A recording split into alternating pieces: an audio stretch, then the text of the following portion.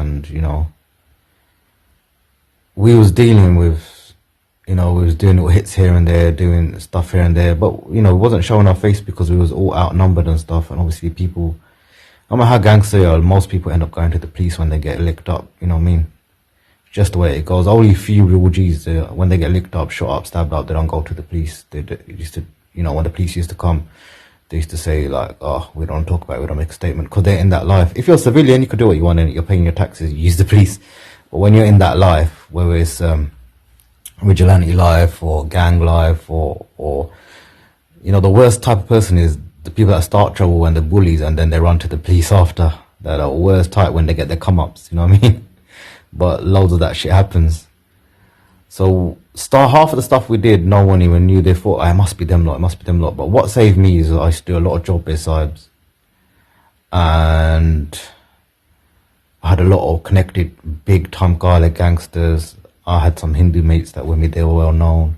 I had some Muslims that were with me, they were well known. So I was around well known people, so people were scared to strike back as well sometimes. But it doesn't mean they didn't, because a lot of people in East London just don't give a fuck, because everyone's armed, everyone's got crew, anyone can get anyone, it's whoever gets who first.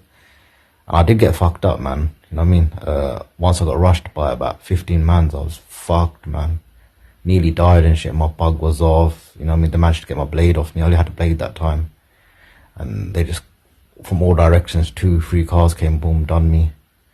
My face was unrecognizable. But the retaliation we got was mad, but I don't want to go into it too much in it, because incriminate myself. These are all unsolved cases and stuff like that. Then there was some man just, like I said, robbing Sikhs, robbing Amatari, slapping us up, taking a pug off, pissing on Korea. All different crews, it wasn't one crew, so we had beef with all these different crews.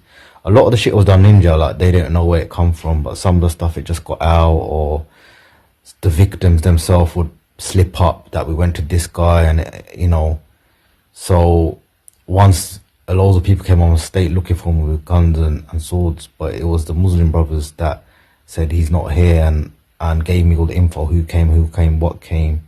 And then I had some next gang, they actually had Babaji Disonia, they bought, apparently one of my Muslim mates saying they bought AK-47 for you and stuff like that. So I had too many people that knew who I was and coming for me, and one crew put a 20 grand hit on me. So I had 3-4 crews coming after me, because they ain't gonna recognize the Gali, you know what I mean? But they knew that it was only one Sikh boy, that main Sikh boy was me. The rest of my Sikh lads were Monne. There was one other geezer, Hana.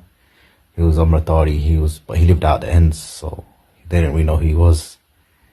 So I could have got it any day, but then my intuition told me to chip, because what happened was, once they actually caught me in the alley, I had just a kitchen blade at the time, because sometimes it was too hot to keep a strap on all the time. There was days where I kept a strap every day, but sometimes when you do stuff, you just think, oh, the mum may gonna knock, so get rid of the strap for a bit, them times. And what happened is, they actually caught me in the alleyway, they put a Glock to my kneecap, but it jammed. Then my other friend was with me, kicked the Glock and we ran. And then they got it working, and the shots went flying. And they went past my ear and stuff, and we had to duck down and roll around, and they let through a few shots, then they chipped. And God strike me down if I'm lying. That happened in Newham General Hospital, near there. You know what I mean? And after that I thought, fuck it, it's getting too close. So I just chipped to Birmingham, Darsing Dessie's house, stayed there, stayed at Wolverhampton, just killed 2-3 years, and chilled with Herman and them lot, done the SP stuff here, Bajard here, and until my mate Bassi, he's a known gangster, Raj Bassi. You can just Google him up on internet, he's a connected guy, he's always in and out of prison for some shit. Probably one of the most authentic guys I've met, because what you see is what you get, and he's not fake, he's the real deal. I'm not saying that I glorify that life, you know what I mean? It's all about just being straight and narrow, doing positive things, but he sorted it out, man. He knew one of the big timers in that area, who was the boss of the bosses of all the Muslim gangs, and he just got it squashed for me. And then obviously I went back and I was chilling. Everything was squashed.